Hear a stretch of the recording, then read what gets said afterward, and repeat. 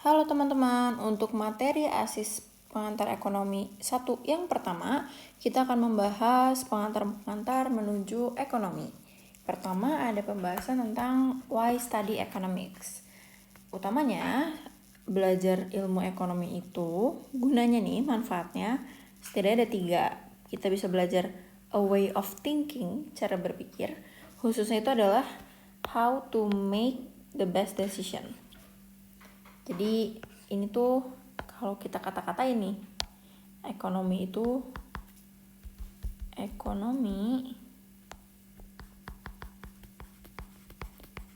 adalah ilmu memilih.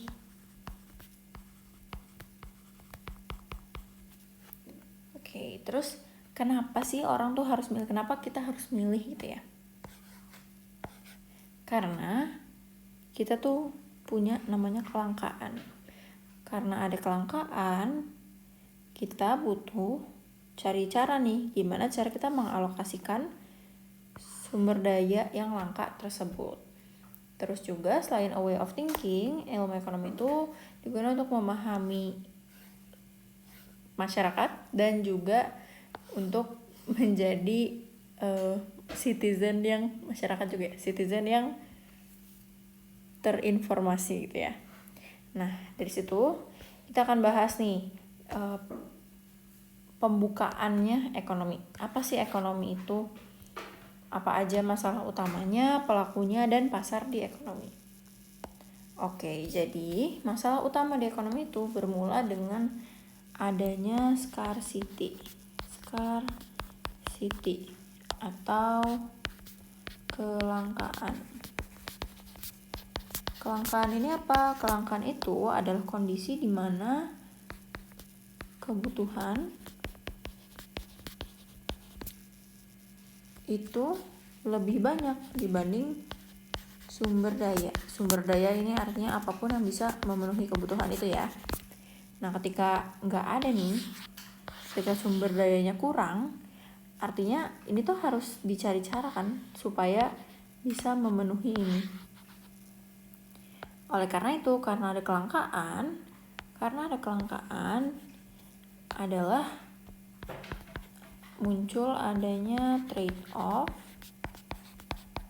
pilihan-pilihan dan choice. Trade-off dan choice.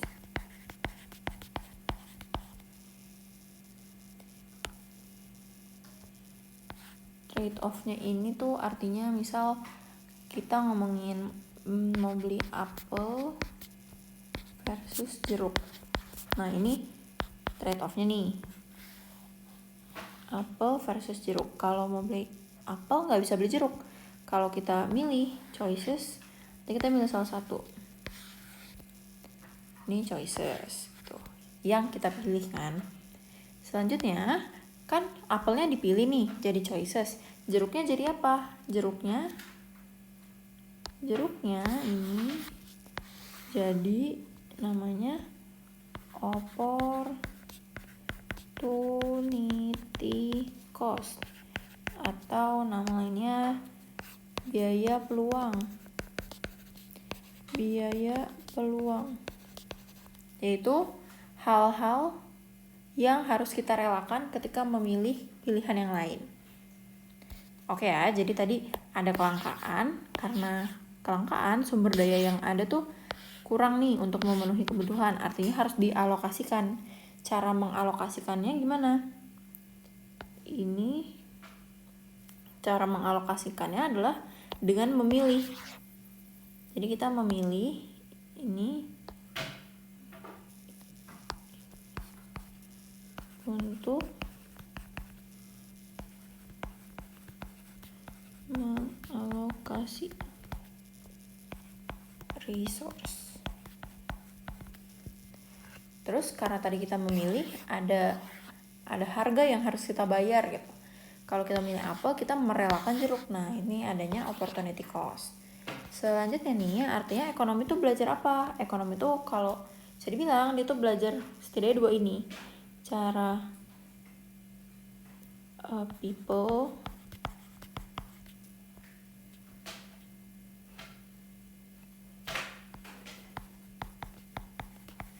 making decision atau choice ya.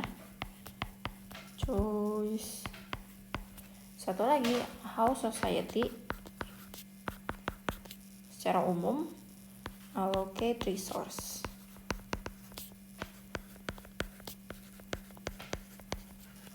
Gitu. Tadi ekonomi ilmu apa, teman-teman? Ekonomi itu ilmu memilih.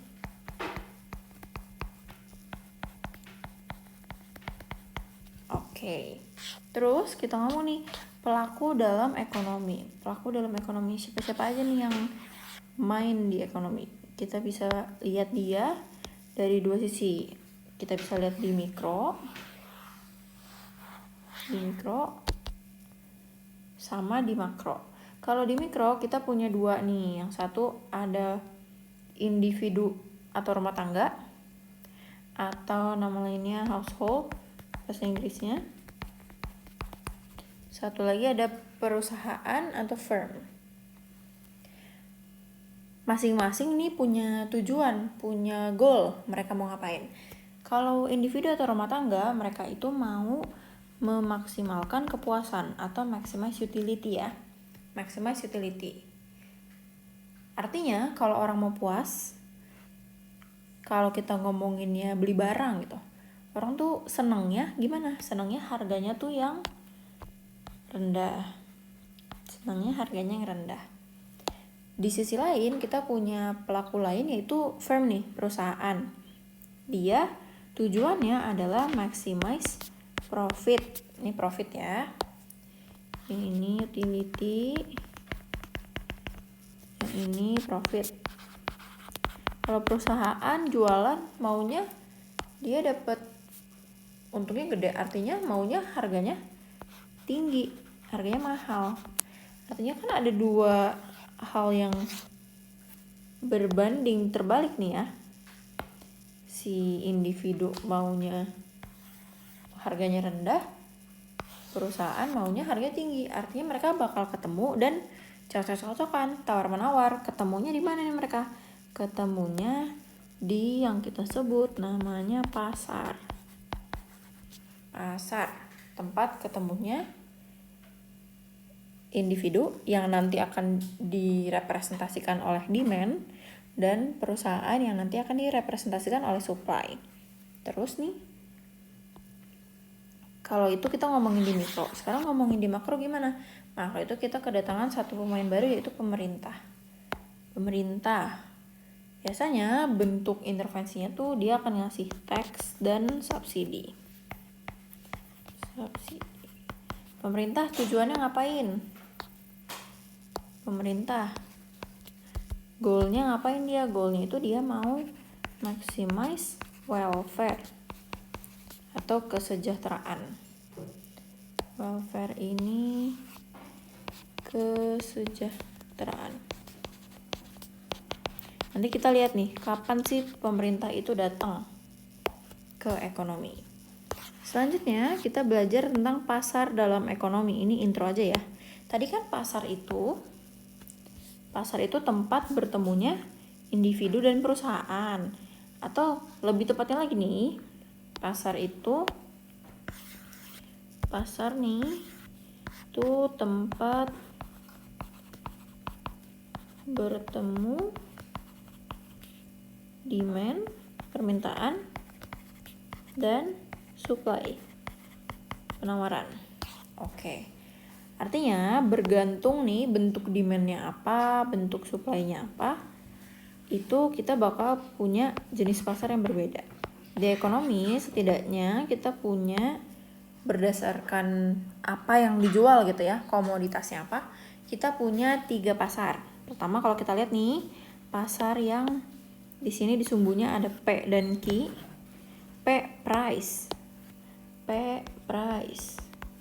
Q quantity, jumlah barang. Ini berarti pasar apa nih? Ini namanya pasar barang atau goods market ya. Goods market, barang dan jasa lah. Goods market. Kemudian kita punya juga di sini W itu adalah wage atau upah, terus di sini L itu labor. Artinya ini pasar apa nih? Ini jualannya labor, harganya upah. Berarti ini pasar tenaga kerja.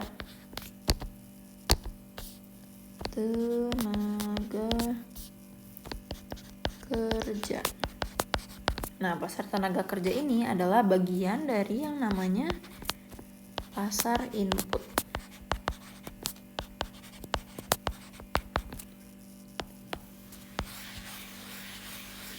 Pasar input. Oke. Satu lagi di sini yang dijualin adalah M, money, money. Uang. Money. Di sini adalah I, interest rate.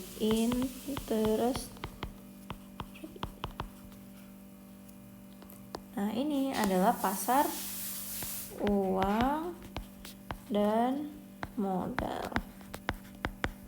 Oke, sekarang kita lihat ya. Ini tadi namanya labor market gitu ya, atau input market. Labor market. Ini namanya money market, boleh lah.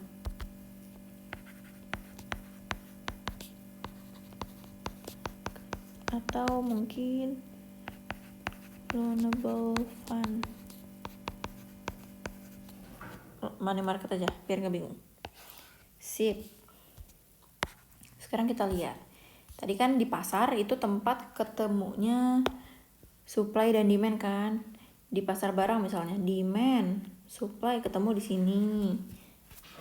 Di pasar tenaga kerja juga demand, supply ketemu di sini. Ini juga demand, supply ketemu di sini nih. Sama-sama aja kan demand dan supply. Sekarang kita bisa lihat juga nih. Demand dan supply itu datang dari mana? Kalau di pasar barang misalnya. Di pasar barang demand-nya datang dari siapa nih? Dari individu, dari kita-kita kan. Mau beli es kopi misalnya. Oh, ya kita-kita yang beli. Individu. Yang jual siapa? Yang jual abang-abang es kopi, produsen, atau tadi firm, perusahaan. Firm ya. Terus, kalau di pasar tenaga kerja nih, yang ngejual siapa? Yang menyediakan jasanya. Yaitu sih labornya kan? Labor. Ini labor nih. Labor datangnya dari mana? Oh, dari individu household. Dari household nih sebetulnya. Terus yang minta siapa? Yang mempekerjakan. Nah, yang minta yang mempekerjakan kan, yaitu firm. Terus kalau pasar uang dan modal, yang jelas ini nih. Wah, ini beda nih bentuknya, dia berdiri sendiri, vertikal. Ini adalah money supply. Yaitu ini yang nentuin nyetak uang. Siapakah dia? Itu bank sentral. Bank sentral yang nentuin jumlah. Oke. Itu pembahasan kita untuk apa itu ekonomi ya. Masalah utama, pelaku, dan pasar dalam ekonomi. Selanjutnya kita ngomongin 10 principle of economics nih. Kita ngomongin yang 4 pertama ya. How people make decision. Pertama, people face trade-off. Yang tadi, trade-off.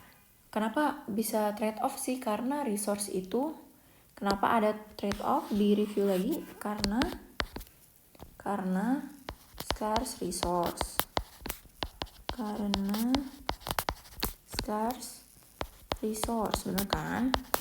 Bentuk trade-off kayak gimana? Misalnya tadi beli apel versus jeruk, atau misalnya main TikTok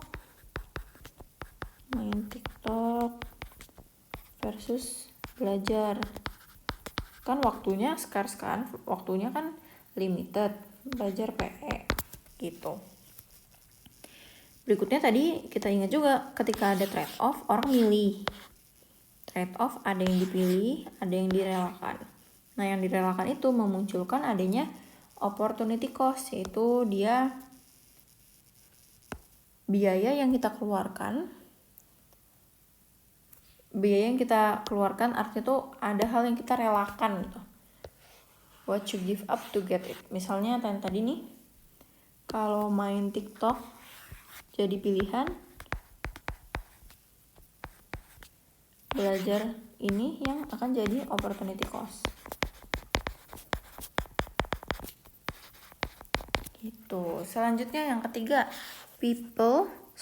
rational people think at the margin. Rational people, wah, orang yang rasional. Rasional ini artinya adalah mereka yang melakukan yang terbaik untuk mencapai apa? Mencapai kepengennya mereka, own interest. Jadi ini dia nggak ngomongin, aduh tapi bapakku maunya gini. Nggak, dia mikirnya, oh saya maunya gini, ini yang menyebabkan kepuasan, ini yang bisa menghasilkan kepuasan tertinggi. Itu ya, own interest. Terus dia tuh think at the marginnya gimana? Rational people itu mereka evaluating cost and benefit nih. Artinya kalau ngapa-ngapain mereka tuh ngukur dulu nih. Aduh ini manfaatnya gimana ya? Terus biayanya kayak gimana ya? Apa yang harus dikeluarin ya? Dari apa? Dari marginal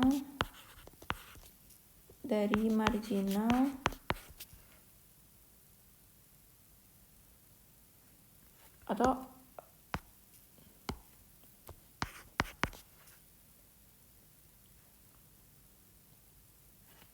at marginal gitu ya. Jadi dia tuh ngukurnya itu tambahan. Marginal ini artinya tambahan. Ini tambahan. Artinya nih kalau kita misal mikirin nih, aduh misal kita udah 2 jam main TikTok.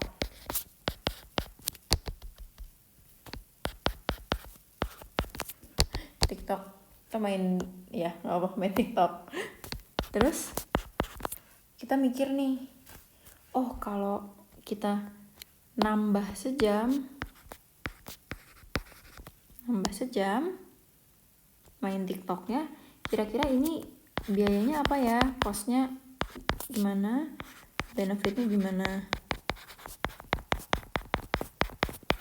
Nah yang dilihat ini nih, tambahannya ini yang dilihat cost and benefitnya tuh saat tambahannya, bukan lagi diukur, oh berarti ini total 3 jam main TikTok, cost and benefitnya gimana, enggak, tapi dia mikirinnya tambahannya. Kalau di tambahan ini dia udah ngerasa, aduh kayaknya udah jenuh, walaupun dia udah senang nih main 2 jam, tapi pas nambah lagi jenuh, dia bakal berhenti gitu. Itu yang rational people think at the margin. Yang keempat adalah people respond to incentive. Dimana insentif itu adalah sesuatu yang mendorong orang untuk bertindak. Nah, kalau kita bisa bikin award nih, incentive of all time, itu siapa? Jawabannya adalah harga, price, atau harga. Yang mana harga ini bentuknya bisa macam-macam loh, nggak cuma harga nominal gitu, harga 10.000. Tapi kayak tadi misalnya kalau di lapangan kerja harganya tuh bentuknya upah kayak gitu. Ini harga ya. Jadi incentive of all time itu harga. Maksudnya tuh yang mendorong orang untuk bertindak paling kuat gitu adalah harga. Di mana-mana pasti harga. Selanjutnya untuk kategori how people interact. Jadi ini tadi kalau orang sendiri bikin keputusan kayak gini. Terus how people interact. Kita lihat. Nomor 5 ada trade can make everyone better off. Trade itu kan pertukaran, dagang kan. Better off ini artinya adalah adanya peningkatan welfare tadi ya, kesejahteraan. Ini bentuknya bakal beda-beda. Oh, kalau kita ngomonginnya consumer atau household, berarti bentuknya utility-nya yang naik. Kalau ke firm kan sejahteranya agen-agen ekonomi ini beda-beda kan, profitnya yang naik gitu. Kalau ngomongin government Government, pemerintah. Oh, ini economic society welfare-nya nih. Society welfare. Yang mana ini bentuknya emang abstrak ya.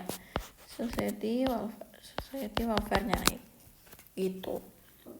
Kenapa orang dagang? Karena alasannya ada beberapa. Pertama, memenuhi kebutuhan tentunya ya. Memenuhi kebutuhan, karena nggak semua orang bisa hidup dengan dia doang gitu yang ngasilin. Dia pasti ada ketidakmampuan.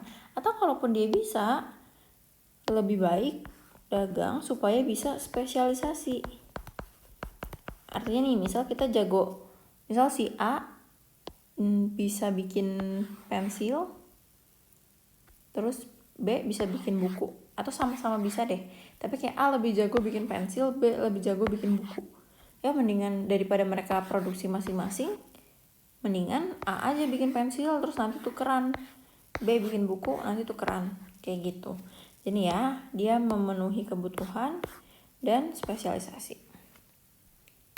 Yang berikutnya ada markets atau pasar. Tadi pasar apa teman-teman? Pasar adalah tempat bertemunya supply and demand. Oke. Market itu bisa menjadi organizer atau pengatur aktivitas ekonomi. Aktivitas ekonomi apa? Ini yang dulu kita pelajarin. Aktivitas ekonomi itu bentuknya ada consumption, production. Ini yang paling utama ya. Production, sama dulu mungkin di SMP, SMA kita diajarin distribution gitu. Sekarang lebih fokus ke consumption dan production. Economic activity organizer. Oke.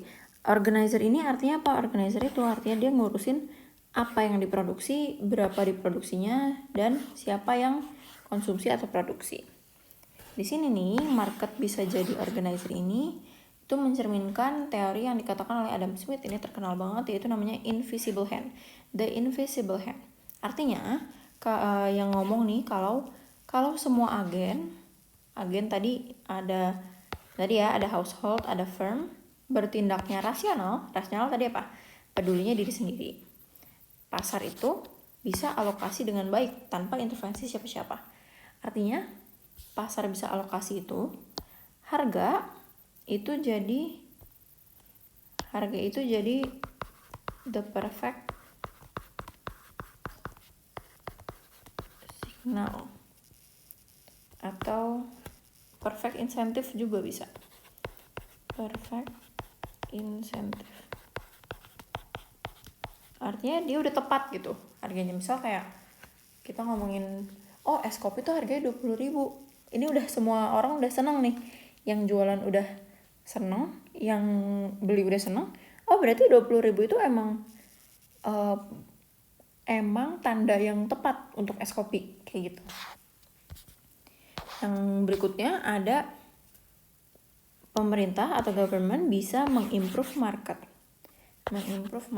Loh, tadi kan katanya market itu bisa jadi organizer economic activity. Ngapain ada government? Katanya invisible hand. Nah, government ini datangnya ketika terjadi kondisi market failure. Market failure apa? Kondisi di mana pasar tidak bisa alokasi, kan tadi goalnya alokasi kan, alokasi resource dengan efisien. Oke, bentuknya apa contohnya? Nanti ini kita kenalan di agak nanti sih. Bentuknya itu ada yang namanya eksternalitas, sama ada juga namanya public goods. Oke. Sip. Nah, terus government datang ngapain? Yang bisa dilakukan biasanya dia ngurusin property rights, siapa yang berhak memproduksi, siapa yang berhak beli, kayak gitu. Terus dia promote efisiensi dan equality. Oke, itu tadi untuk kategori yang how people interact. Berikutnya ada kita ngomongin how the economy as a whole works. Oke, pertama ini ngomonginnya makro nih, yang ini nih. Ini makro ya. Di nomor 8 ada country standard of living adalah ditunjukkan oleh ability to produce. Jadi standard of living, standar kehidupan dari suatu negara atau suatu ekonomi gitu ditentukan oleh kemampuan dia untuk memproduksi barang. Artinya yang diukur itu adalah productivity atau jumlah barang dan jasa yang bisa dihasilkan setiap labor. Setiap labor ya. Ibaratnya kalau kita lihat Indonesia nih, oke, orangnya banyak, tapi dilihat itu masing-masing orang bisa ngasilin berapa gitu. Itu ngomongin productivity. Nah, productivity ini banyak yang mempengaruhi. Ada skill, ada juga knowledge, ada juga teknologi. Setidaknya ini ya, ini akan mempengaruhi kemampuan tiap labor untuk menghasilkan barang dan jasa. Selanjutnya, yang di nomor 9 ada yang menyatakan prinsipnya itu kalau kebanyakan print uang akan terjadi inflasi atau tingkat harga secara umum itu naik. Tingkat harga secara umum naik ini sebutannya inflasi ya. Nah, coba kita lihat ya. Kalau kebanyakan print uang beredaran nih banyak. Artinya yang terjadi nilai uang itu turun atau naik? Uang bertebaran berarti dia gampang banget didapat. Berarti setiap uang yang dipegang itu nilainya akan turun. Karena beredar kok gampang dapatnya uang. Nilainya turun. Artinya nih untuk beli barang, kalau nilai tiap uangnya makin turun, artinya buat beli barang butuh lebih banyak uang atau lebih sedikit uang? Lebih banyak, karena kan masing-masing nilainya turun, berarti butuh lebih banyak kan. Kalau butuh lebih banyak uang artinya harga barang itu naik atau turun? Harga barangnya naik. Nah, ini terjadi di seluruh barang. Kalau harga barang naik terus terjadi di seluruh barang, artinya tingkat harganya yang naik, semua harga secara umum yang naik, terjadilah inflasi. Nah, yang ke-10 ini ada yang menyatakan kalau di jangka pendek ekonomi itu society punya trade off juga nih antara inflasi atau unemployment. Ini ditunjukin sama kurva Phillips ya, dimana dia di sininya inflation rate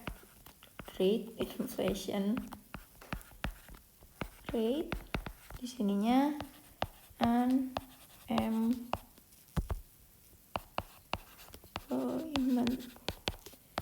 rate. Artinya nih kita lihat di jangka pendek ya, ini nunjukin jangka panjang long run.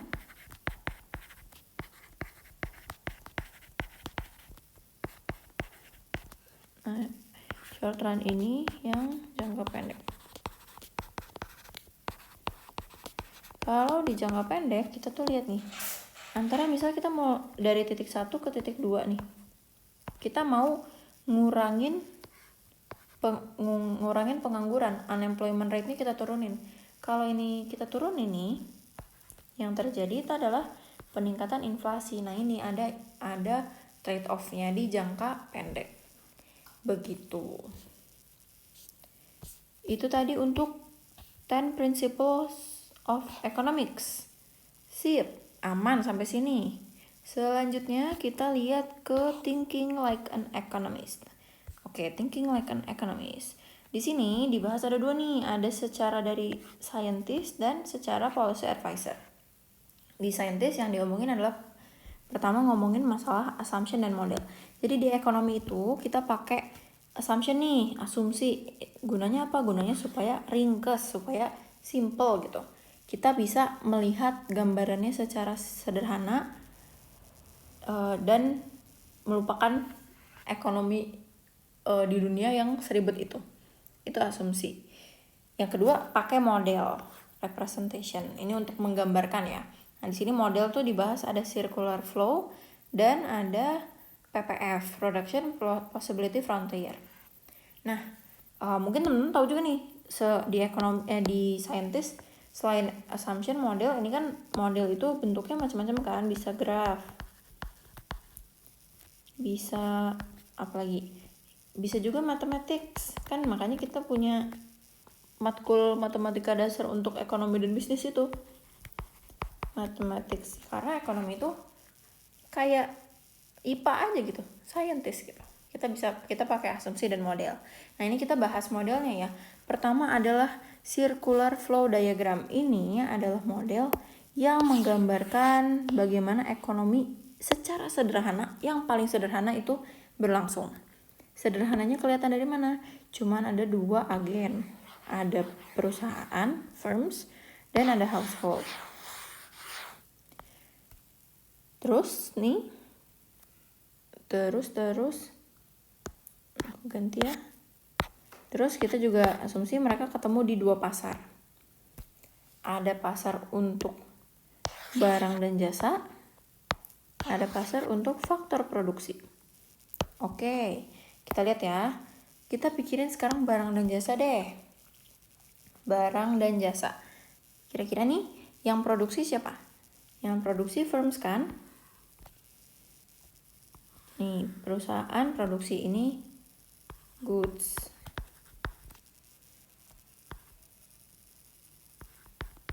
Nah, dia jual kan? Yang beli siapa?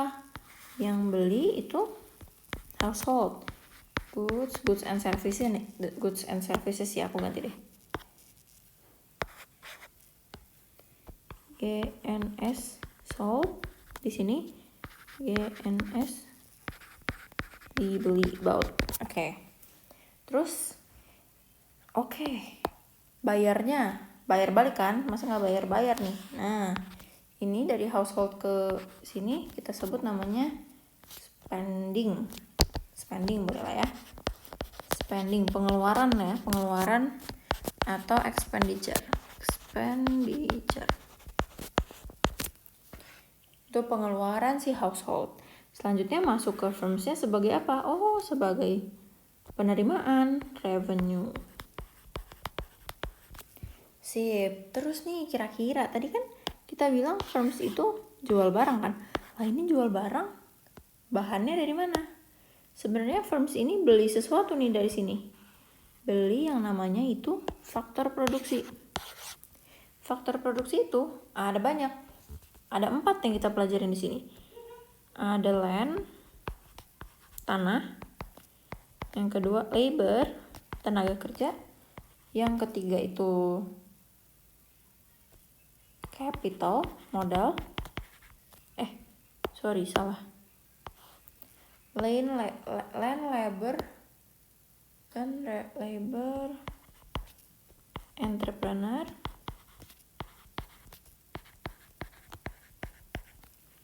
Oh, benar sih, capital. Siapa yang ngasih? Si household ya, yang juragan tanah, yang punya juragan tanah. Terus lulusan, fresh graduate. Terus orang kaya yang punya modal. Nah, ini nih, penyuplai input atau faktor produksi.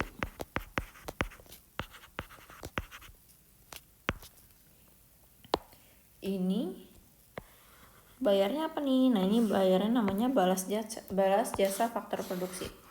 Ya, dapat balas jasa faktor produksi. Bentuknya apa? Untuk land itu sewa. Untuk labor upah. Untuk capital interest, bunga. Untuk entrepreneurship itu profit. Oke, udah tahu nih. Jadi ini tadi ya, circular flow diagram ini ngomongin yang kita pelajari nih, yang paling simple nih, 2 agen dan 2 market. Yang biru ini barangnya, barang fisik realnya. Yang kuning ini uangnya. Oke, nanti kalau kita mau mengembangkan ini bisa kita nambah government. Bisa juga kita nambahin masyarakat luar negeri di sini. Oh, dia masuk juga ke sini, masuk juga ke sini gitu. Itu luar negeri. Itu model yang pertama. Selanjutnya model yang kedua ada production possibility frontier atau curve. Nah, ini menggambarkan kombinasi dua output ya, contohnya output X dan output Y yang possible, yang mungkin mampu diproduksi suatu ekonomi. Di sini, nah ini yang lengkung ini yang namanya PPF. Kalau bisa kita lihat nih, yang di dalam sini itu yang possible. Artinya titik B ini nih, titik B ini dia possible, tapi dia ini nggak efisien. Kenapa? Oh ini loh, dia masih bisa nambah lagi loh produksinya. Output X, output Y-nya bisa ditambah, bisa masuk ke sini dia. Dia nggak efisien. Yang efisien di mana? Yang efisien itu di A. Di A ini dia efisien dan possible. Kalau C gimana C? Oh, C ini di luar, artinya di ini not possible. Kenapa nggak possible-nya? Belum punya kemampuannya, belum punya resource-nya gitu. Tapi mungkin nggak PPF-nya ke sini? Mungkin